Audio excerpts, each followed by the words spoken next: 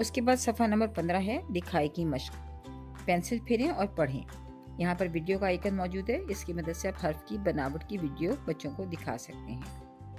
बच्चों से कहिए कि पेंसिल को नुक्ता आगाज पर रखें, तीर के साथ साथ लिखें ये है पे।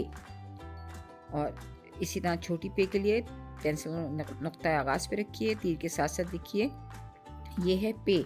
उन्हें बताइए कि बे के नीचे एक नुक्ता था और पे के नीचे 3 नुक्ते होते हैं। नुक्तों का फ़र्क बहुत ज़्यादा वाज़ेह कीजिए ताकि बच्चे अशकाल को पहचान सकें। उसके बाद बच्चों से राइटिंग करवाइए, यानी बच्चे इंडिपेंडेंट राइटिंग करें, खुद से पे लिखें। उसके बाद पौधा, परिंदा, पर और पत्ता, इन अल्फाज पर पेंसिल फेरने को कहिए और कोशिश कीजिए कि बच्चे इस पर जब पेंसिल फेरें तो इन नामों को बोल भी रहे हों, यानी पौधा लिख रहे हों तो पौधा कहें, परिंदा कहें, पर और पत्ता, ताकि वो सुनकर, देखकर और ट्रेस कर यानी पेंसिल फेरने की मदद से सीख रहे हों और इन अल्फाज को आगे जाकर लिख सकें। शुक्रिया। बच्चों को हर्फ पे दुरुस्त अंदाज से लिखना।